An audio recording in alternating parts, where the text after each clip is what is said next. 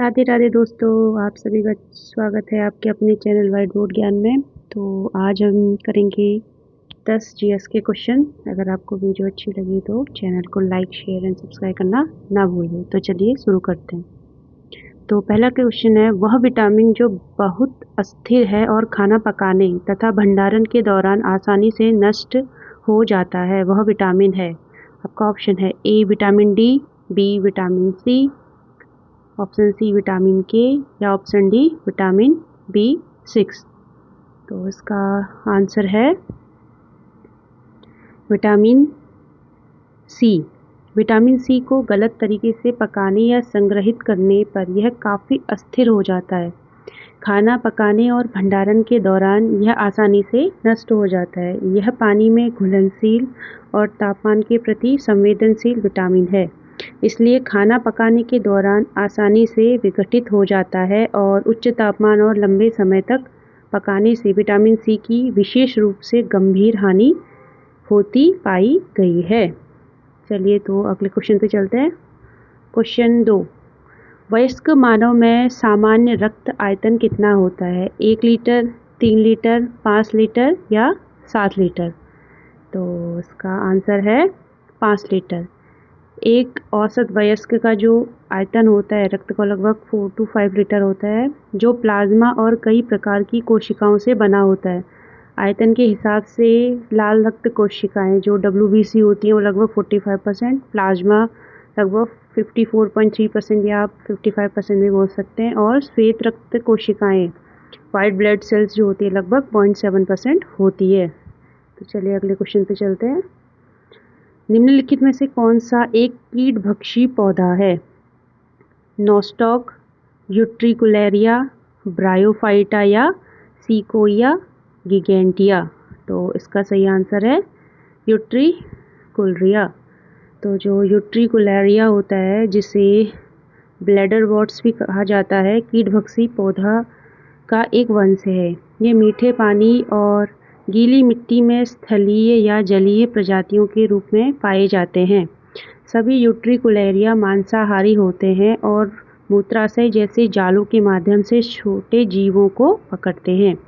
जलीय प्रजातियों जल संतृप्त मिट्टी में तैरने वाले प्रोटोजोआओं और रोटिफर्स को खाती है, जबकि स्थलीय प्रजातियां जल पिस्सू, डेफनिया, सूत्रकृमि और यहाँ तक कि मछलियों के तलना, मच्छरों के लार्वा और छोटे टेडपोल को भी ये खाती हैं। तो चलिए अगले क्वेश्चन पे चलते हैं। पित्त का उत्पादन किसके द्वारा होता है? यकृत, आमाशय, अग्न्याशय या ग्रहणी द्वारा? तो इसका आंसर है यकृत। पित्त या पित्त एक कड़वा गहरे हरे से पीले भूरे रंग का तरल पदार्थ है जो यकृत द्वारा निर्मित होता है और छोटी आंत में लिपिड के पाचन में सहायता करता है। कई प्रजातियों में पित्त पित्ताशय में जमा होता है और खाने पर ग्रहणी में निकल जाता है। पित्त निम्नलिखित पदार्थों से बना होता है। पित्त में होता है जल होता है 85%, पित्त लवण 10%, बलगम और वर्णक 3%, वसा 1% और अकार्बनिक लवण 0.7% और कोलेस्ट्रॉल 0.3%। आपके लिए यहाँ पे कुछ अतिरिक्त जानकारियाँ दी गई है जिससे आपको और भी क्वेश्चन समझ आएंगे। तो चलिए अगले क्वेश्चन पे चलते हैं। माइकोबैक्टीरियम लेप्री एक है, बैसिलस, सर्पिल, कोकस या बीजाणु? तो इसका राइट आंसर है बैसिलस।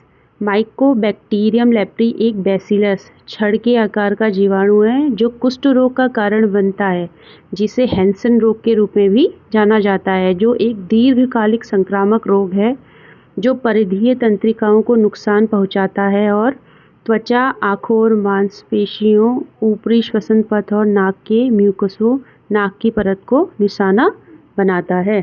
तो अगले क्वेश्चन पे चलते हैं। मोटर कौशल मस्तिष्क के किस भाग से जुड़े हैं? पार्श्विका लोब, पश्चकपाल लोब, ललाट लोब या टेम्पोरल लोब? तो इसका आंसर है ललाट पाली। मानव शरीर में विभिन्न मांसपेशियों की गतिविधियों को नियंत्रित करने के लिए मोटर कौशल की आवश्यकता होती है।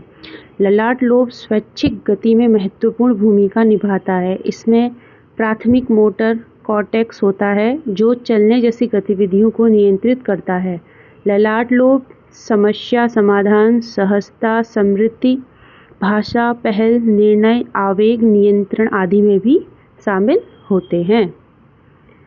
7वां क्वेश्चन है, खमीर एक है बैक्टीरिया, कवक, शैवाल या ब्रायोफाइटा। ये बहुत सारे पेपरों में पूछा जाता है, तो इसका आंसर है कवक। यीस्ट यूकेरियोटिक एक कोशिकीय सूक्ष्म जीव है जिन्हें कवक जगत के सदस्य माना जाता है। अनुमान है कि ये सभी वर्णिक कवक प्रजातियों का 1% है। कैंडिडा एल्बिकस जैसी यीस्ट अवसरवादी रोगजनक है और मनुष्यों में संक्रमण पैदा कर सकते हैं। व्यावसायिक रूप से इनका व्यापक रूप से अल्कोहल और कार्बन डाइऑक्साइड के उत्पादन में प्रयोग किया जाता है, इसलिए इन्हें बेकरी और शराब बनाने वाले उद्योगों की नींव रखने के लिए जाना जाता है। अगला क्वेश्चन है, मांसपेशियों में थकान के संचय के कारण होती है carbonic acid, lactic acid, ATP या एडीपी। तो इसका आंसर आप सबको पता होगा कि लैक्टिक एसिड। जब मांसपेशियां थकान समय के साथ मांसपेशियों के बल में होने वाली कमी को दर्शाती है। मांसपेशी थकान के कई कारण होते हैं, जिसमें सबसे प्रमुख है लैक्टिक अम्ल का संचय। लैक्टिक अम्ल उच्च ऊर्जा मांग आवश्यकता में तीव्र उतार चढ़ाव और ऑक्सीजन की अपर्याप्त आपूर्ति की स्थितियों में मांसपेशियों में बनता है और संचित होता है। अगला क्वेश्चन है, खाद्य श्रृंखला में पौधों द्वारा उपयोग की जाने वाली सौर ऊर्जा केवल होती है, तो ये कितने परसेंट होती है? 10%, 1%, 0.1% या 0.01%। तो इसका आंसर है 0.1%, क्योंकि पौधे औसतन पृथ्वी तक पहुंचने वाली सौर ऊर्जा का केवल 0.1 से 0.4% ही ग्रहण करते हैं। हालांकि इसका मतलब यह नहीं है कि शेष ऊर्जा एक विशाल अप्रयुक्त भंडार है जिसका मानव द्वारा दोहन किया जा रहा है। फसलों सहित सभी जैविक प्रणालियों ऊष्मागतिकी के दूसरे नियमों का पालन करती है और सौर ऊर्जा एक उच्च ऊर्जा रूप को रासायनिक ऊर्जा में परिवर्तित किया जाता है। पौधे इस रासायनिक ऊर्जा का उपयोग अपने उत्तक निर्माण की प्रक्रिया में करते हैं। वह रसायन जो कला और शिल्प में प्रयोग किया जाता है और एनीमिया और ल्यूकेमिया का कारण बन सकता है, वह है एल्ड्रीन, थैलेट, बेंजीन या डाइऑक्सिन। तो इसका आंसर है बेंजीन। बेंजीन एक कार्बनिक रासायनिक यौगिक है जिसे कभी कभी बेंजोल भी कहा जाता है और यह कैंसर कारक होता है। महामारी विज्ञान, नैदानिक और प्रयोगशाला संबंधी पर्याप्त मात्रा में डेटा बेंजीन को अप्लास्टिक एनीमिया, तीव्र ल्यूकेमिया और अस्थि मज्जा संबंधी असामान्यताओं से जोड़ते हैं। इसके एक रूप एथिल बेंजीन का उपयोग पेंट, कला एवं शिल्प और आंतरिक बाहरी भवन में किया जाता है। अगर आपको ये वीडियो अच्छी लगी तो चैनल को लाइक, शेयर और सब्सक्राइब ज़रूर करें और ऐसी वीडियो के लिए मिलते हैं next day. Thank you for watching.